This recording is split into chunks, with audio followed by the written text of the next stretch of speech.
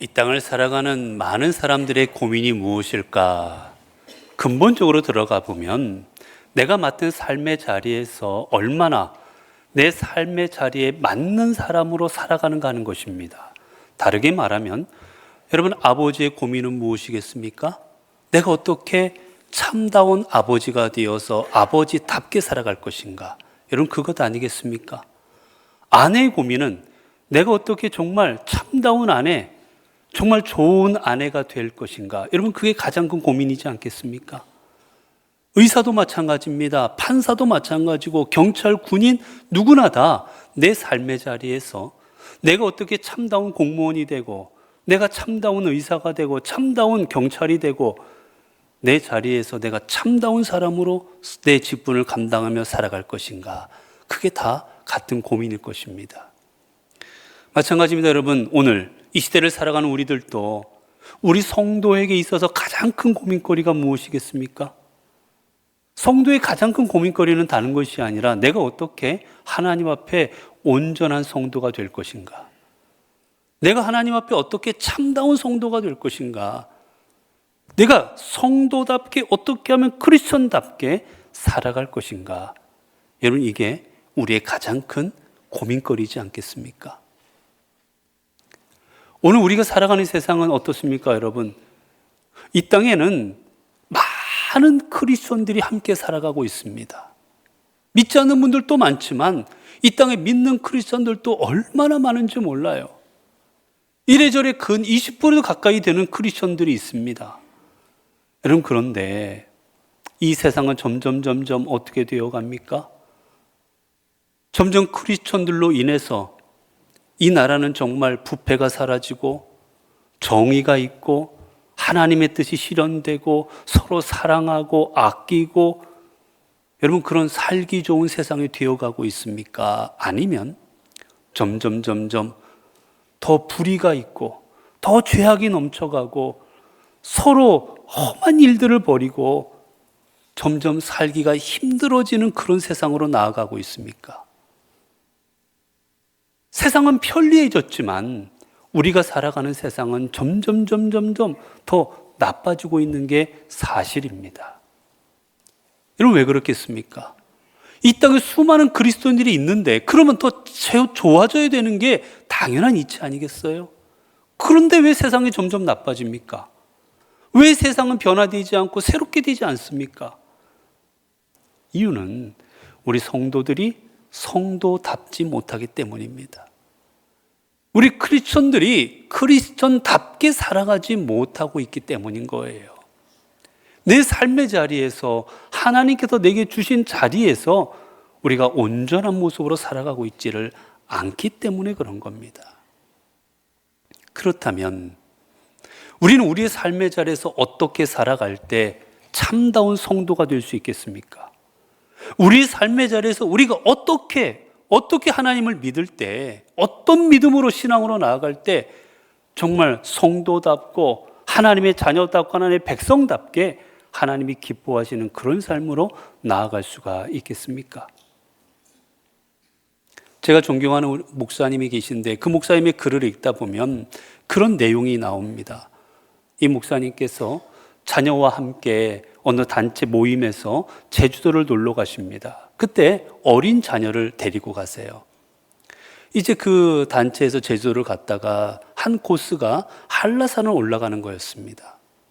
목사님께서 자녀를 데리고 한라산을 가면서 그냥 목사님은 조금만 올라갔다가 어린아이가 있으니까 조금만 올라갔다가 내려와야지라는 마음으로 이 아이의 손을 잡고 한라산 쪽에서 조금 올라갔습니다. 근데 조금 올라가다 보니까 아이가 어른들이 가고 하니까 애가 신이 나서 올라가는 거예요. 그러면서 자기도 꼭대기까지 올라가겠다는 겁니다. 너 올라가다가 떼쓰지 않고 그만두지 않겠냐고. 그랬더니 자기는 끝까지 올라가겠다고, 안 그러겠다고 해서 결국은 그 아이를 데리고 한라산을 등반을 올라갑니다. 근데 여러분, 어떻게 됐겠습니까? 조금 올라가고 나자 힘들고 다리 아프고 애가 안 올라간다고 울고 부채입니다. 힘들어 안 간다고. 근데 꼭대기는 올라가겠다고 그래요. 결국 아버지가 이 아이를 업습니다. 목사님께서 그 아이를 업고 결국은 한라산 꼭대기까지 올라가십니다. 얼마나 힘이 들었는지, 얼마나 고통스러웠는지 말할 수 없을 정도였겠지요. 그럼에도 아버지는 끝까지 아들을 업고 올라가십니다. 나중에 목사님의 고백입니다. 낸들 안 힘들었겠느냐고, 난들 어렵지 않았겠느냐고, 그냥 올라가는 것도 힘이 가쁜데 그 아이를 업고 가는 게 얼마나 괴로웠겠냐고. 그런데 올라갈 수 있겠더라고 말씀하십니다. 이유가 무엇이었겠습니까? 아이가 내 자녀이기 때문이에요. 여러분, 다른 아이라면 업고 한라산을 올라가겠습니까? 못 올라갑니다. 안 올라갑니다. 그런데 내 자녀니까 업고 올라가는 거예요. 다르게 말하면 무엇 때문이었습니까? 자녀에 대한 사랑 때문이었던 겁니다. 자녀를 그만큼 사랑했기에 다리가 부르트고 온몸에 힘이 빠지고 괴로워하고 숨이 턱 밑까지 차올라도 그 아이를 업고 올라가는 겁니다. 그러면서 말씀하십니다. 참 아버지의 조건은, 참 아버지가 되기 위해서 필요한 거는 재산도 권력도 힘도 명예도 아닌 바로 사랑이었다. 참 아버지가 되기 위한 조건은 사랑이다라고 말씀하십니다. 오늘 우리가 참 성도가 되기 위해 우리에게 필요한 것이 무엇일까 생각해보게 하는 귀한 일일 것입니다. 이야기입니다. 오늘 본문은 한 서기관이 주님 앞에 질문하는 장면입니다. 예수님께서 바리새인들과 여러 사람들과 대화하실 때 예수님께서 지혜롭게 하나님의 성경에 기초해서 진리 가운데 거침없이 그리고 지혜 있게 대답하시는 것을 보고 서기관이 주님께 질문합니다. 이렇게 질문해. 오늘 본문에 보니까 모든 계명 중에 첫째가 무엇입니까? 여러분, 이스라엘 민족은 계명, 모세 율법을 철저히 지키고 있던 사람들입니다. 그런데 그 계명만 있는, 율법만 있는 것이 아니었고 율법 이외에도 그 율법들을 지켜놔야 될 세부 항목들이 몇백 가지가 있었습니다. 근데 그걸 다 지켜야만 된다고 가르쳤어요. 얼마나 그게 지킬 게 많습니까? 그러자 서기관이 질문하는 거예요. 그 중에 우리가 하나님을 섬기는 게 어떻게 섬겨야 되는지, 어떤 말씀을 지켜야 되는지 하나님이 수없는 말씀을 주셨는데 그 중에 첫째가 뭡니까? 이 말은 가장 중요한 게 뭡니까? 라고 질문하는 거지요. 다르게 말하면 예수님, 우리가 하나님의 선민입니다. 하나님의 자녀요 백성입니다. 하나님의 자녀요 백성으로 살아가기 위해서 우리에게 가장 중요한 게 뭡니까? 라고 질문하는 겁니다. 우리가 가장 잃어버리면 안 되는 거, 내 인생에 가장 소중하게 지켜야 되고 꼭 이루어야 될 게 무엇입니까? 라고 질문하는 거예요. 그러자 주님께서 이렇게 대답하시지요. 첫째는 이것이니 이스라엘아 들으라. 주 곧 우리 하나님은 유일한 주시라. 내 마음을 다하고 목숨을 다하고 뜻을 다하고 힘을 다하여 주 너희 하나님을 사랑하라. 주님께서 그 질문하는 서기관에게 주신 말씀은 다른 게 아니었습니다. 결론이 무엇입니까? 주 너의 하나님을 사랑해라 입니다. 이 말씀은 이스라엘 사람들이라면 너무나도 잘 아는 말씀입니다. 이들은 어려서부터 이게 쉐마, 신명기 6장 5절에 나오는 쉐마라 해서 이 말씀을 이마에다가 붙이고 다니고 묶고 다니고 팔에다도 묶고 다니고 집에 문설주에다가도 묶어놓고 수시로 묵상하면서 외웠던 말씀이 이 말씀입니다. 너무나도 이들이 잘 아는 말씀이었어요. 너무 다 누구나 외우고 있는 말씀입니다. 그런데 주님은 그에게 이 말씀을 주십니다. 주 너의 하나님을 사랑해라. 수많은 계명이 있고 수많은 말씀이 있는데 그 중에 첫째는 바로 이것이다. 하나님을 사랑해라 라고 말씀하십니다. 이 말씀은 언제 나온 말씀이었느냐? 이스라엘 민족이 이제 광야의 40년의 생활을 마무리하고 가나안으로 들어가기 직전에 하나님은 모세를 통하여서 이스라엘 백성에게 말씀하십니다. 그때 주신 말씀이 이 말씀이에요. 너희들은 지금까지 이 광야 생활과 출애굽을 통하여서 나와 함께 했는데 이제 너희들이 이 가나안 땅으로 들어갈 때 너희에게 꼭 필요한 것, 너희가 꼭 해야 될 게 무엇이냐? 이것이다. 나를 사랑해라. 여러분, 이거는 명령형입니다. 나를 사랑하면 좋겠네. 너희가 나 사랑하면 좋을 것이다. 권유가 아니에요, 여러분. 청유가 아닙니다. 사랑해라. 명령입니다, 명령. 여러분, 이스라엘이 가나안 땅에 들어가기 위해 필요했던 것, 강한 군사가 아니었습니다. 너희들에게 필요한 건 군사야? 아닙니다. 너희에게 필요한 거는 식량이야? 아닙니다. 너희에게 필요한 거는 주변 사람, 주변 여러 나라들의 도움이야? 아닙니다. 너희에게 필요한 건 나를 사랑하는 마음이다라고 말씀하십니다. 여러분, 이스라엘이 가지고 있었던 문제, 이스라엘이 갖고 있던 문제가 바로 이것이었기 때문이에요. 여러분, 이스라엘은 40년의 광야 생활 동안을 하면서 끊임없이 하나님을 원망했습니다. 불평했어요. 근데 그들이 왜 불평했습니까? 양식이 없다고 불평합니다. 먹을 것이 없다고 불평해요. 근데 여러분, 정말 먹을 것이 없었습니까? 하나님은 끊임없이 그들에게 만나와 메추라기를 주셨습니다. 여러분, 물이 없는 게 그들의 문제였습니까? 하나님은 반석을 쳐서 그들에게 물을 허락하여 주십니다. 그들에게 강한 군대가 없는 게 문제였습니까? 하나님은 그 아말렉 군대, 그들을 치러 온 아말렉 군대를, 그리고 더 나아가면 세계 최강의 애국 군대를 하나님께서는 그들을 다 주님의 능력으로 물리쳐 버리십니다. 여러분, 그들은 힘이 없고 먹을 게 없고 집이 없고, 여러분, 그게 그들의 문제가 아니었던 거예요. 그들이 갖고 있던 문제는 하나, 하나님을 사랑하지 않았던 겁니다. 그래서 주님은 명령하십니다. 가나안 땅에 들어가기 전에 너희들은 나를 사랑해라 라고 말씀하시는 겁니다. 여러분, 오늘 우리가 신앙생활을 온전히 하지 못하는 이유 무엇 때문입니까? 어떤 분은 말합니다. 내가 건강이 안 좋아서 신앙생활 잘 못하고, 어떤 분은 말합니다. 내가 돈만 조금 더 벌면 신앙생활 하겠다 하고, 어떤 분은 내가 바쁜 거 끝나면 신앙생활 하겠다 하고, 다들 이유가 있습니다.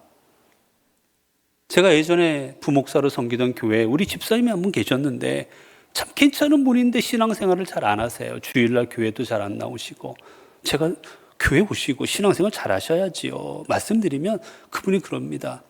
아, 목사님, 제가 돈 조금만 더 벌고, 제가 돈 좀만 벌고 오겠다고, 내가 돈 많이 벌면 그 돈을 교회를 위해서 열심히 봉사하겠다고, 조금만 기다리시라고. 제가 그 교회에 7년 넘게 있었는데 떠날 때까지 안 오셨어요.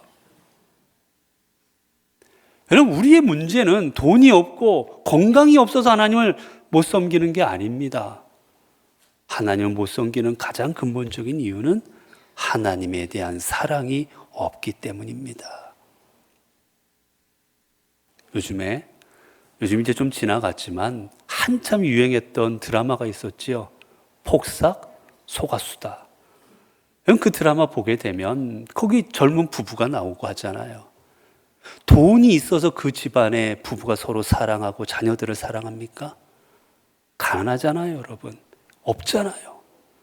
그래도 누구보다도 좋은 아버지가 되고 누구보다도 좋은 어머니가 되려고 합니다. 무엇 때문이었습니까? 사랑이에요, 사랑. 사랑이 있을 때 좋은 아내, 사랑이 있을 때 좋은 남편, 사랑이 있기에 좋은 아버지가 되는 겁니다. 우리도 마찬가지입니다. 주님에 대한 사랑이 있을 때 우리도 좋은 성도가 될 수가 있는 겁니다. 여러분, 이제 그러면 우리는 이제 주님을 어떻게 사랑해야 됩니까? 그렇다면 어떻게 사랑하는 것이 주님을 제대로 사랑하는 것입니까? 오늘 본문은 우리에게 이렇게 말씀하십니다. 오늘 본문에서는 내 마음을 다하고 목숨을 다하고 뜻을 다하고 힘을 다하여 주 너희 하나님을 사랑하라. 오늘 말씀하는 거예요. 먼저 어떻게 합니까? 내 마음을 다해라라고 말씀하십니다. 마음을 다해라. 이 마음이라는 말은 헬라어로 카르디아라는 뜻인데 여러 그냥 보보다 기본이 이겁니다. 중심을 가리키는 거 중심. 너의 중심. 너의 중심을 가지고 사랑해라는 거예요, 여러분. 우리가 하나님을 사랑할 때 여러분 마음이 없는 사랑이 사랑일 수가 있겠습니까? 우리가 명절이나 아니면 어버이날이나 생일날이나 이런 날들이 다가옵니다. 그때가 되면 주변 사람들로부터 가족들로부터 선물을 받게 될 겁니다. 여러분 그때 어떤 선물 받되 기쁘십니까? 자녀가 시간 없다고 그저 통장으로 거액의 돈을 붙여주면 그게 기쁘십니까? 왔는데 별 마음 없이 그냥 선물 툭 던져주고 바쁘니까 가야 되겠다고 그렇게 가면 선물이 좋으니까 그게 기쁘십니까? 좋은 물건 아니더라도 비싸지 않더라도 자녀가 아버지 어머니를 사랑하는 마음으로 와서 인사하고 사랑한다고 고백하고 여러분 그런 사랑이 가장 여러분의 마음을 뜨겁게 하지 않으십니까? 얼마 전에 저도 어버이날을 맞이해서 선물을 하나 받았어요. 선물을 받았는데 그 선물 보니까 다른 것보다 지금도 제가 제 품속에 넣고 다니는 게 하나가 있습니다. 편지예요. 편지. 아이 중에 하나가 편지를 썼는데 얼마나 구구절절하게 편지를 썼는지 죄송하지만 몰래 울면서 봤어요. 얼마나 감동이 되든지. 세상에 아파트 한 채, 자동차 아니요. 그 어떤 것보다도 아버지의 마음을 알아주며 사랑하는 마음으로 쓴 편지가 여러분 그것보다 더 큰 게 어디 있겠습니까? 여러분 그렇습니다. 우리에게 있어서 가장 소중한 건 사랑이 전달될 때 그 마음이 소중한 거예요. 그렇기에 우리도 하나님 앞에 어떻게 나아가야 됩니까? 우리의 마음과 우리의 중심을 가지고 나아가 주님을 사랑하는 겁니다. 여러분 우리는 가끔 숫자에 얽매일 때가 있습니다. 내가 몇 년 교회를 다녔느냐? 내가 몇 번 예배를 드렸느냐? 내가 몇 회를 봉사했느냐? 내가 10년째 하고 있느냐? 20년째 하고 있느냐? 아니면 몇 사람이 예배를 드리고 있느냐? 우리는 주로 숫자에 예민할 때가 많아요.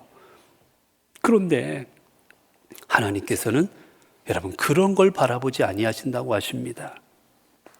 하나님은 우리가 어떤 마음으로 나와 있는지를 보십니다. 이사야 1장 11절과 12절에 주님이 이렇게 말씀하시지요. 여호와께서 말씀하시되 너희의 무수한 재물이 내게 무엇이 유익하뇨? 나는 숫 양의 번제와 살찐 짐승의 기름에 배불렀고 나는 숫송아지나 어린 양이나 숫 염소의 피를 기뻐하지 아니하노라. 너희가 수많은 재물을 가지고 오네. 나 이미 배부르다는 거예요, 여러분. 이스라엘 민족은 이만큼 올려드리니까 하나님께서 재물 받으시고 배부르시겠지, 좋아하시겠지? 아니요. 나는 이미 배부르다 말씀하십니다. 나는 너희가 드리는 피의 재물, 피 기뻐하지 않는다고 말씀하십니다.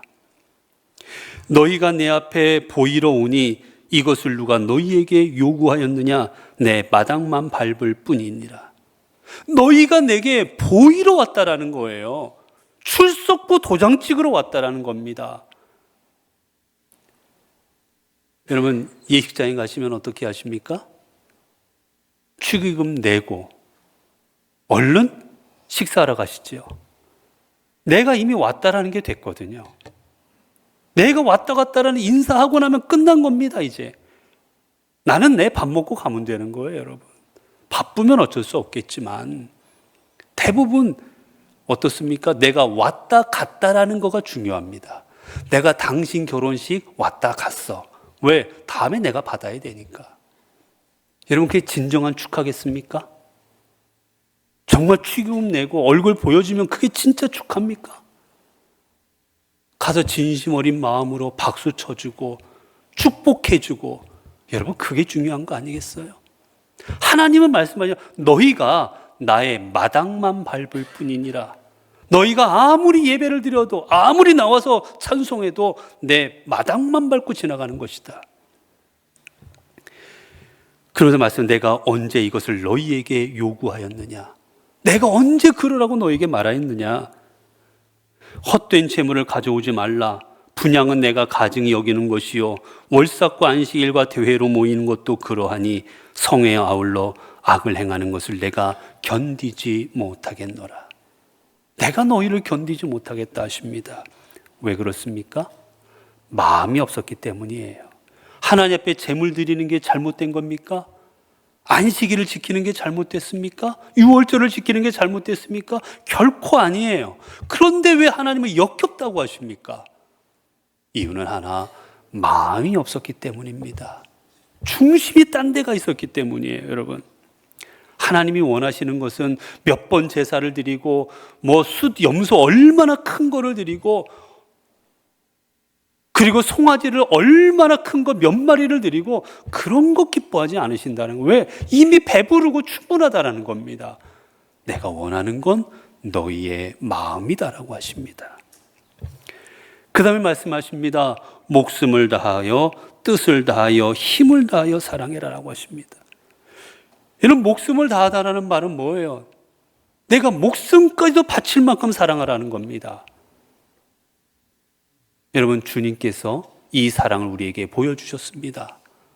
당신의 목숨을 십자가에 내어놓기까지 우리를 사랑하신 모습을 우리에게 보여주셨습니다. 그리고 말씀하십니다. 너희도 나를 너희의 생명을 내올 때까지 사랑해라. 이런 부모는 어떤 부모가 참된 부모겠습니까? 자신의 생명까지도 자식을 위해 내어줄 수 있는 부모가 참된 부모 아니겠습니까? 그리고 또 이 말의 뜻은 무엇이냐? 너의 생명이 다할 때까지란 뜻입니다. 너의 생명이 다할 때까지 사랑해라. 여러분, 우리가 누군가를 사랑하고 할 때 잠깐은 사랑할 수 있어요. 너 아니면 못 산다.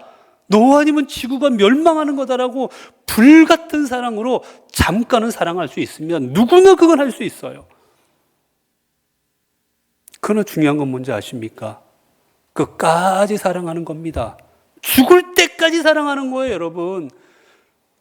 1년은 사랑할 수 있어요. 한 달도 사랑할 수 있어요, 여러분. 그러나 하나님이 원하시는 사랑은 한 달, 1년짜리가 아니라 너의 생명이 다할 때까지 나를 사랑해라 말씀하시는 겁니다. 왜요? 주님이 그 사랑을 보여주셨기 때문이에요.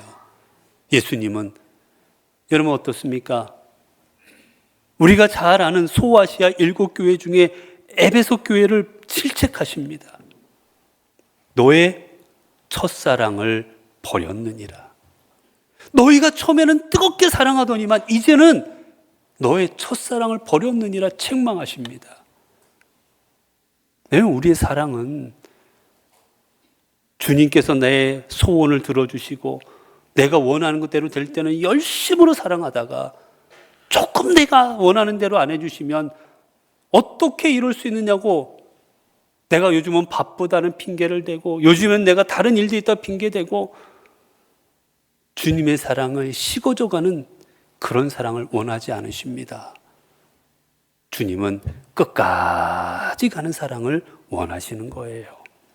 그리고 말씀하십니다. 뜻을 다하여 힘을 다하여 사랑해라. 여러분, 뜻을 다하는 건 뭡니까? 내 의지를 다하여 사랑을 하는 겁니다. 어쩔 수 없이 끌려와서 어쩔 수 없이 그저 이 자리에 앉아있는 그런 삶이 아니라 내 의지를 가지고 내가 결단하여 사랑하라는 거예요, 여러분. 부모님이 시켜서 사랑하는 거고 옆에 친구가 시켜 사랑하는 그런 사랑이 아닙니다. 물론 출발은 그럴 수도 있습니다. 출발은 가족이 강권하고 출발은 누가 소개시키고 여러 가지로 가능하지만 진정한 사랑은 나중에는 내 의지로 사랑하는 사랑이 진정한 사랑 아니겠습니까? 그리고 말씀하십니다. 힘을 다하여 사랑해라.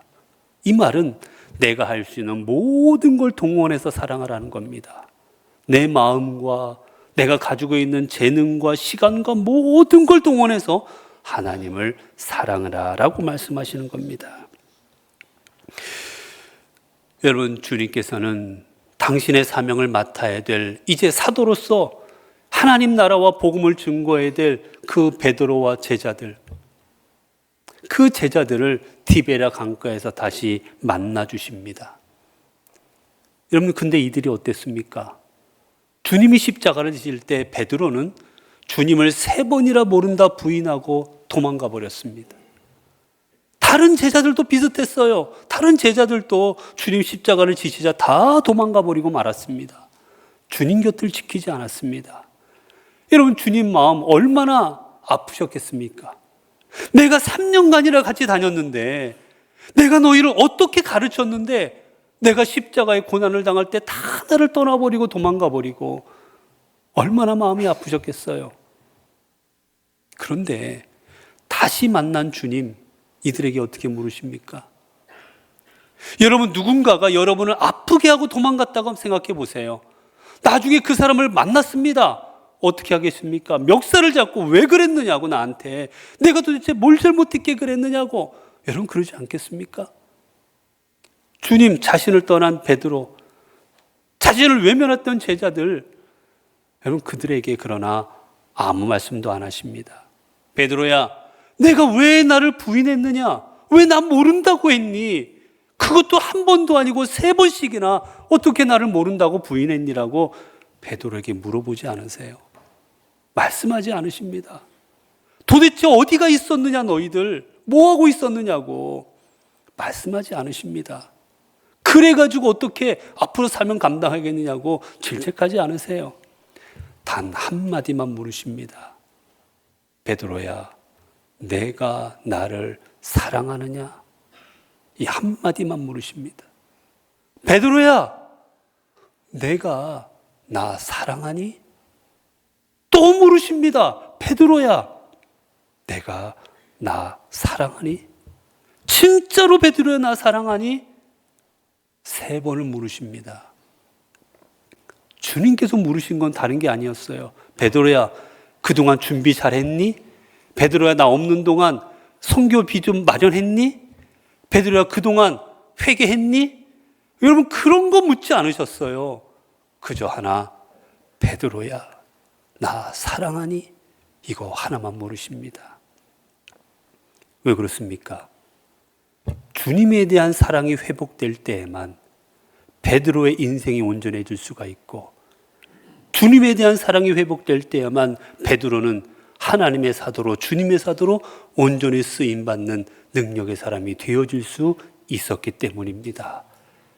아무리 뭐가 잘나도 주님에 대한, 하나님에 대한 사랑이 없으면 아무리 뛰어날지라도 주의 사도로 쓰임받을 수 없었기 때문이에요. 그의 인생이 다시 세워질 수 결코 없었기 때문입니다.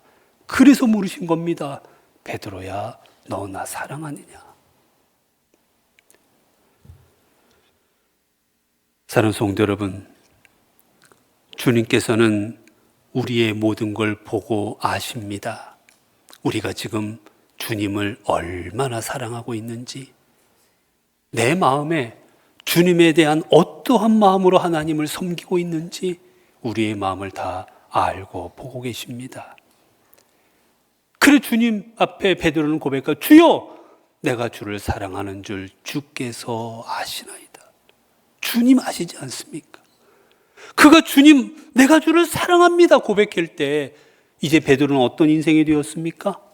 그의 사랑이 회복된 걸 주님 앞에 고백했을 때 베드로는 더 이상 세상의 힘과 권력 앞에서 주님을 모른다 부인하고 도망가 버리는 그런 파렴치하고 연약한 베드로가 아니라, 세상의 그 어떤 역경과 어떤 권력 앞에서도 담대히 하나님의 말씀을 증거했던 하나님의 사람, 위대한 사도 베드로로 그의 인생이 변화되어집니다. 우리도 마찬가지입니다. 여러분, 우리도 우리 안에 주님에 대한 사랑이 우리 안에 회복되어질 때, 우리 안에 주님에 대한 그 사랑이, 주님을 사랑하는 그 마음이 우리 안에 온전히 심어져 있을 때 우리의 삶이 회복될 것이고, 우리의 삶이 새롭게 될 것이고, 우리 안에 하나님의 은혜와 능력이 임하여져서 하나님께서 행하시는 놀라운 일을 이루어가는 하나님의 백성들로 변화되게 되어질 것입니다. 사랑하는 성도 여러분, 이제 우리도 베드로처럼 주여 내가 주님을 사랑합니다. 주님께서 내가 나 사랑하냐고 물으실 때 주님, 제가 주님 사랑합니다. 이 고백이 우리의 고백이 되어지기를 원합니다. 우리 하나님은 오늘 또 말씀하십니다. 내 마음을 다하고 목숨을 다하고 뜻을 다하고 힘을 다하여 주 너의 하나님을 사랑하라. 이 길만이 너희의 인생이, 너희의 삶이, 너희가 온전한 성도로 살아가기 위해 가장 중요한 삶의 자세이기에 오늘 우리에게 말씀하십니다. 그리고 주님은 오늘 또 우리에게 이렇게 물으십니다. 너희가 나를 사랑하느냐? 기도하시겠습니다. 은혜로우신 아버지 하나님, 감사합니다. 저희들을 세상의 그 누구보다 사랑해 주셔서 저희들을 죄악 가운데 살아가지 아니하게 하여 주시고 심판으로 나아가 멸망으로 가지 아니하게 하여 주시고 저희들을 구원하여 주시고 의의 길로, 생명의 길로, 천국의 삶으로 저희들을 이끌어 주신 것 하나님 감사합니다. 하나님, 이제 주님께서는 성도된 저희들에게 말씀하십니다. 내가 마음을 다하고 목숨을 다하고 뜻을 다하고 힘을 다하여 나를 사랑해라. 너희가 이 사랑 안에서만 새로워질 수 있고 이 사랑으로만 너의 삶이 세워질 수 있다 우리에게 말씀하여 주고 계십니다. 주님, 오늘도 우리에게 주님을 사랑하라 하신 이 말씀 기억하며 우리가 마음과 뜻과 생명과 힘을 다하여 하나님을 사랑하는 저희들이 되게 하옵소서. 주님께서 그리하여 저희에게 내가 나를 사랑하느냐 물으실 때 주여 내가 주님 사랑하는 줄 주님께서 이미 알고 계십니다. 이렇게 고백할 수 있는 저희들 되게 하옵소서. 우리 주 예수 그리스도 이름으로 기도드리옵나이다. 아멘.